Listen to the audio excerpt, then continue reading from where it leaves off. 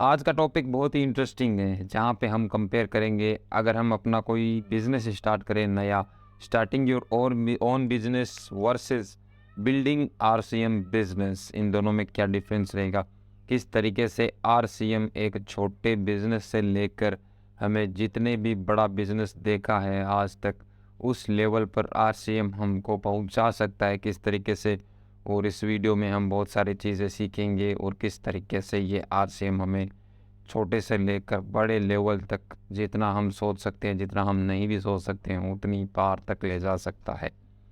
अब हम अपना कोई बिज़नेस स्टार्ट करते हैं तो सबसे पहले उसमें चाहिए होगी हमें इन्वेस्टमेंट, कुछ पैसा लगाना होगा। डिपेंडिंग अपॉन बिज़नेस कौन सा हम स्टार्ट कर रहे हैं, कम ज़्यादा चाहिए होगा, लेकिन इन्वेस्टमेंट हमें चाहिए, सबसे मेजर रोल यही प्ले करता है। उसके बाद में कौन सा बिज़नेस है, अगर हम कोई चाय का स्टॉल लगा रहे हैं या फिर रेस्टोरेंट बना रहे हैं, कुछ भी जिस तरीके का बिज़नेस होगा उसी तरीके से रिक्वायरमेंट चाहिए होगी। हमें प्लेस, कोई जगह चाहिए होगी, रेंट देना पड़ेगा, लेबर रखने पड़ेंगे, या फिर डॉक्यूमेंटेशन हो गई, डिस्ट्रीब्यूशन का सिस्टम रखना पड़ेगा। उसके अलावा कंपटीशन हमको मिलेगा, जहाँ पर हमको कंपटीशन मिलेगा, प्लस हमको उस बिज़नेस को चलाने में, रन करने में लर्निंग्स चाहिए होगी, हमें ट्रेनिंग्स चाहिए होगी उस बिज़नेस को बढ़ाने में। और बहुत ही मेन चीज़ कि उस बिज़नेस की हमको मार्केटिंग करनी होगी, ताकि कस्टमर्स हमारे बिज़नेस के अंदर आएँ, मॉडल के अंदर आएँ। ये हमने देखा कि किस तरीके से हम स्टार्ट कर सकते हैं। अब आगे देखते हैं कि ग्रो कैसे कर सकते हैं। कोई भी ग्रो होएगा बिज़नेस तो सबसे पहले सस्टेनेबिलिटी, उस एक सस्टेन लेवल पर होना चाहिए, उसके बाद हम उसको स्केल कर सकते हैं, ग्रो कर सकते हैं। Sustainability is important before scalability. तो सस्टेनेबिलिटी किस तरीके से आएगी? सस्टेनेबिलिटी आएगी रिपीटेटिव रेवेन्यू मॉडल। अगर रिपीट हर महीने दर महीने, महीने कैलकुलेशन करें, सप्ताह में कैलकुलेशन करें, तो रिपीटेटिव रेवेन्यू बने हमारा, हर महीने दर महीने रेवेन्यू बनता रहे, हमारा ऐसा कस्टमर बेस तैयार हो जाए, उस पे पहले ध्यान रहेगा। उसको बोलते हैं एक बार बिजनेस को जमाना। सस्टेनेबिलिटी वो हो गई जिसके अंदर रिपीट रेवेन्यू बनता रहे और ग्रॉस प्रॉफिट, यानी जो भी हमने रॉ मटेरियल, जो भी चीज़ों का हम यूज़ कर रहे हैं उस प्रोडक्ट को बनाने में, बिल्ड करने में, और सेल हो रही है, उसका डिफरेंस निकाले तो हम प्रॉफिट में रहे। तो रिपीटेटिव रेवेन्यू हमको आए, ग्रोस प्रॉफिट हमारा चले, तो उससे कहते हैं जम जाना धंधा। तो इस तरीके से सस्टेनेबिलिटी लाती है। उसके बाद में हम जाते हैं स्केलेबिलिटी पे, उसको बड़ा करने पे। अब यहाँ पे बड़ा भी दो तरीके से होता है। यहाँ पे हमने देखा कि सस्टेनेबिलिटी एक ज़माने के लिए क्या होता है, हमको प्रोडक्ट जो हम बना रहे हैं प्लस जो लोग होंगे उस प्रोडक्ट को कंज्यूम करने वाले, इस तरीके से हमको प्रॉफिट मिलने लग जाएगा, हमारा धंधा बिजनेस चलना लग जाएगा।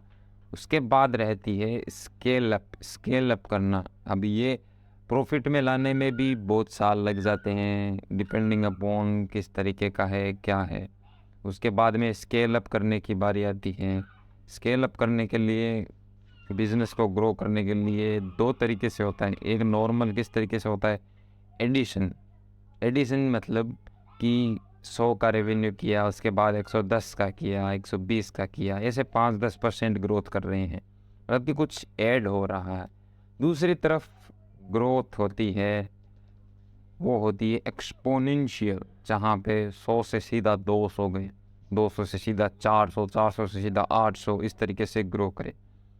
ये होती है स्केलेबिलिटी करने, स्केल करने का मॉडल। तो यहाँ पे ये जो हम ग्राफ देख रहे हैं ये है एडिशन का, जहाँ पे धीरे धीरे एक लीनियर मोशन के अंदर बिजनेस ग्रो कर रहा है, धीरे धीरे बढ़ रहा है। और एक्सपोनेंशियल किस तरीके से होता है, स्टार्टिंग में वो अपना बनाता है बेस, उसके बाद में वो पूरा एक्सपोनेंशियली ग्रो करता है, जिस तरीके से आप ग्राफ में देख रहे हैं।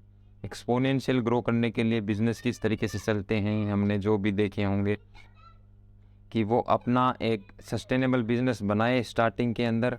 अब उसका उस एरिया के अंदर नाम हो गया, अब वो क्या करते हैं, दूसरे एरिया के अंदर उसकी फ्रेंचाइजी देते हैं। फ्रेंचाइजी देते हैं तो क्या होता है, उस एरिया के वहाँ के कस्टमर्स हो गए, वहाँ पे प्रॉफिटेबल बिजनेस बन गया। अब वो दूसरे एरिया में जाएंगे, फ्रेंचाइजी दी, अब उस एरिया के लोगों को कवर करेंगे। इसी तरीके के वो एक और एरिया को लेंगे, उस एरिया के लोगों को कवर करेंगे कि उस एरिया की फ्रेंचाइजी को प्रॉफिट में लाएंगे। इस तरीके से क्या हो, जहाँ पे उसके जिस जगह पे वो बिज़नेस था उसके ग्राहक थे, वहीं दूसरी तरफ वो फ्रेंचाइजी देके वहाँ के ग्राहकों को ऑक्यूपाई किया, वहीं पे तीसरी जगह पे करके। इस तरीके से वो अलग अलग तरीके से फ्रेंचाइजी देके अलग अलग जगह पे लोगों को ऑक्यूपाई करने का काम करती है, और इस तरीके से एक्सपोनेंशियली वो बिज़नेस ग्रो करता है। तो यहाँ पे हमने पूरी जर्नी देखी कि जहाँ पे स्टार्टिंग से इन्वेस्टमेंट से लेके जो भी छोटे मोटे काम होते हैं, उसके बाद कंपटीशन, लर्निंग, मार्केटिंग, ये सब चलती है। फिर सस्टेन करना पड़ता है, उसमें भी कई सालों लग जाते हैं प्रॉफिट में आने के लिए, उस प्रॉफिट को बनाए रखने के लिए। उसके बाद में स्केल करने पे काम करते हैं। स्केल करने के लिए दो तरीके से हम कर सकते हैं। यहाँ पे एक्सपोनेंशियली मेन जो बड़े बिजनेस चलते हैं वो इस तरीके से ग्रो करते हैं, वहाँ पे वो फ्रेंचाइजी देते हैं, अलग अलग जगह पे कस्टमर्स को ऑक्यूपाई करते हैं। और उसके बाद में ये जो स्केल अप होता है, ये स्केल अप किस मेंटालिटी से होता है उसका भी बहुत बड़ा एग्जांपल यहाँ पे हम देखें तो यहाँ पे मान लो कि एक बर्गर की दुकान है जिसका नाम है टॉप बर्गर, एक दूसरी तरफ है मैकडोनल्ड्स। वो उसने क्या किया, उन दोनों में अंतर क्या है? मैकडोनल्ड्स एक बड़ा स्केल्ड एक्सपोनेंशियली ग्रो हुआ बिजनेस क्यों है? क्योंकि जो टॉप बर्गर है वो अच्छा बर्गर बनाता है, ठीक है, और वो क्या करता है, 15 रुपये का उसको कॉस्ट लगता है एक बर्गर में, 30 रुपये में वो सेल करता है, वो बढ़िया प्रॉफिट लेता है, 15 रुपये का प्रॉफिट देता है। लेकिन मैकडोनल्ड्स क्या करता है, सेम टेस्ट देता है एवरीवेयर। उसकी मेन चीज़ है कि वो हर जगह पे सेम टेस्ट देता है, एक ही क्वालिटी रखता है, और वो सेल करता है मिलियंस ऑफ बर्गर। तो एक बर्गर पे चाहे वो 1-2 रुपये ही कमाए, लेकिन वो मिलियंस बेचता है, तो वहाँ पे वो बहुत बढ़िया अर्निंग कर लेता है। और इन जनरल हम देखें तो यहाँ पे जो टॉप बर्गर वाला होता है, वो नॉर्मल जो स्टार्टअप होता है, वो क्या करता है, कैश में ट्रांजैक्शन करता है, छोटा छोटा मार्जिन बचाता है, थोड़ी बहुत कॉस्ट कटिंग करके, एक्स्ट्रा पैसे लेके, जैसे भी छोटे छोटे मार्जिन में वो लगा रहता है। ब्लैक मनी केस करता है, ब्लैक मनी के अंदर डील करता है, टैक्स नहीं देता है, इस तरीके के काम करता है, और उसकी थिंकिंग वो बहुत छोटी रहती है। लेकिन जो ये ग्लोबली जो ये बड़ा एक्सपोनेंशियली जो ग्रो हुआ बिजनेस है, वो क्या करता है, वो जब भी आता है तो पहले वह बड़े थिंकिंग के साथ आता है। वो हर एक चीज़ को लाइसेंस करता है, लाइसेंस लेता है, क्वालिटी का पूरा पूरा प्रमाण रखता है, प्रोडक्ट सर्टिफिकेट रखता है, पेटेंट करता है अपनी टेक्नोलॉजी को, ताकि उसके अंदर रॉयल्टी मिले उसको, कोई भी उसको यूज़ करे तो। इंटेलेक्चुअल प्रॉपर्टी राइट्स लेता है, जहाँ पे वो प्रॉपर्टी लेता है तो उसका पूरा अधिकार उस पर रहता है। मतलब वो पूरी बड़ी थिंकिंग के साथ आता है, और वो पूरा ग्रो करने के साथ आता है, और वो उस तरीके के ही काम करता है। अब हम कंपेयर करेंगे इन चीज़ों को इस तरीके से। अब यहाँ पे हमने बिज़नेस बिल्ड करने में देखा तो हम सोच सकते हैं कितना हमको टाइम लगे, कितनी ज़्यादा हमको मेहनत करनी पड़े, क्या कुछ करना पड़े। लेकिन दूसरी तरफ हम RCM को अगर ग्रो करें, RCM को बिल्ड करें, तो हमें क्या क्या ईजी रहेगा, कितना क्या है, और किस तरीके का ये बिज़नेस है।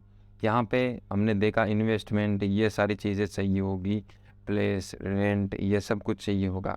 लेकिन RCM के अंदर क्या होगा, RCM के अंदर कंपनी इन्वेस्ट कर चुकी है, प्रोडक्ट्स बढ़िया से बढ़िया बना चुकी है, ये रेंट, लेबर, डॉक्यूमेंटेशन, डिस्ट्रीब्यूशन सब कुछ कंपनी ने कर रखा है।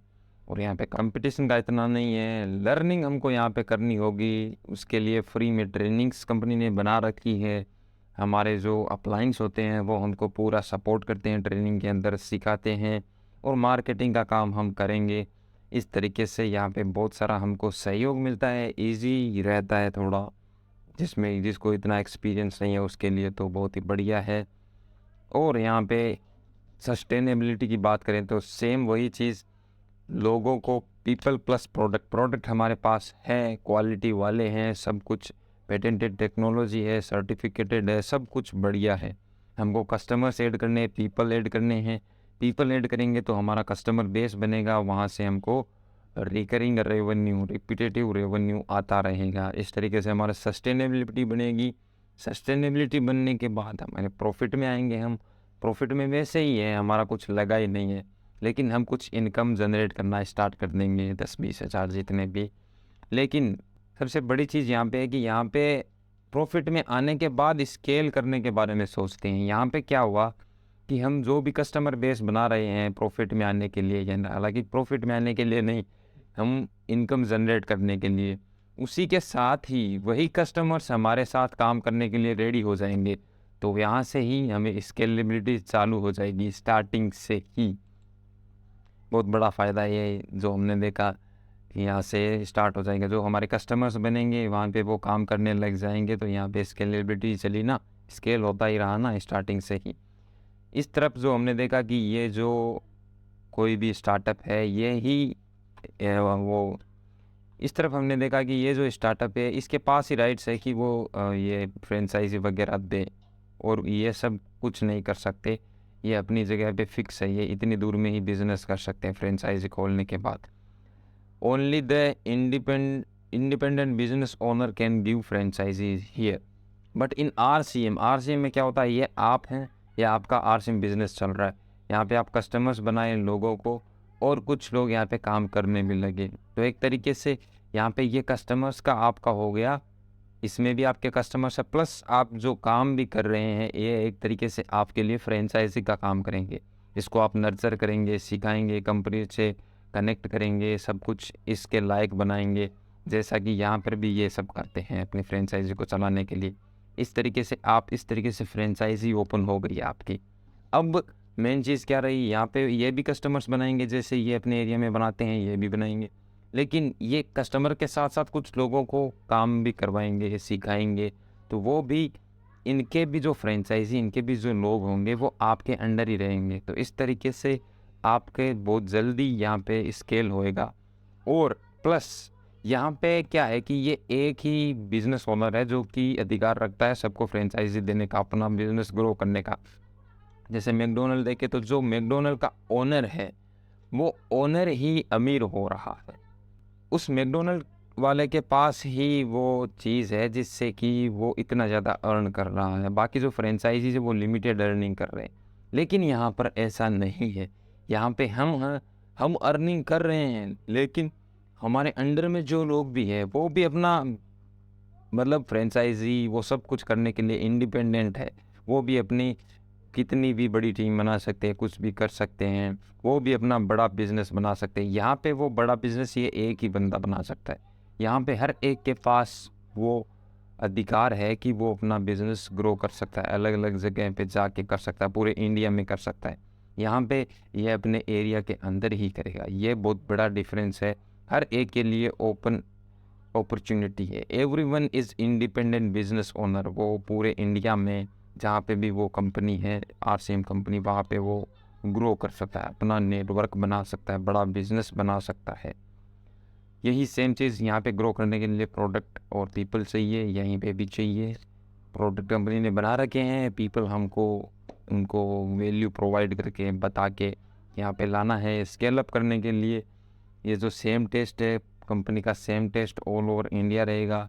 You can build network anywhere, पूरे इंडिया में कहीं पे भी बिल्ड कर सकते हैं network and sell many products. 700 से ज़्यादा प्रोडक्ट्स हैं अभी, सभी एक परिवार के अंदर 50-100 कितने भी प्रोडक्ट्स हैं, तो यहाँ पे बहुत सारे प्रोडक्ट सेल होंगे और वहाँ से रेवेन्यू आपका बनेगा, सेम जिस तरह यहाँ पे होता है। यहीं पे भी कंपनी ने लाइसेंस ले रखे हैं, प्रोडक्ट सर्टिफिकेट ले रखे हैं, पेटेंट टेक्नोलॉजी पेटेंट ले रखा है। जिस तरीके से राइस ब्रांड ऑयल बनता है उसकी पेटेंटेड टेक्नोलॉजी है, प्रॉपर्टी राइट्स है, पूरी की पूरी कंपनी बनी हुई है, पूरा एरिया कंपनी का है। अब आपको क्या करना है, यहाँ पे बड़ी सोच के साथ बड़ा नेटवर्क बनाना है और अच्छी तरीके से आनंद के साथ लोगों को हेल्प करते हुए अपना बिजनेस बिल्ड करना है, और उनको भी बताना है कि आप भी ओपन टू एक्सप्लोर हो, आप भी एक इंडिपेंडेंट बिजनेस ओनर हो। जिस तरीके से कोई भी बड़ा बिजनेस बना है, जैसे मैं भी उतना बड़ा बिजनेस बना सकता हूँ, नेटवर्क बना सकता हूँ, और आप भी वही काम कर सकते हैं। इंडिपेंडेंट बिजनेस ओनर है। कितना भी बड़ा आप अपना नेटवर्क बना के कितनी भी बड़ी आप कितनी भी ज़्यादा अर्निंग कर सकते हैं। So thank you so much. I hope जानकारी बहुत बढ़िया लगी आपको। और अगर आप हमारे साथ नहीं हैं, आरसीएम को इतना जानते नहीं हैं, तो आप हमें कांटेक्ट कर सकते हैं। अगर आप हमारी टीम में हैं तो मुझसे बात कीजिए। और thank you so much. Have a nice day.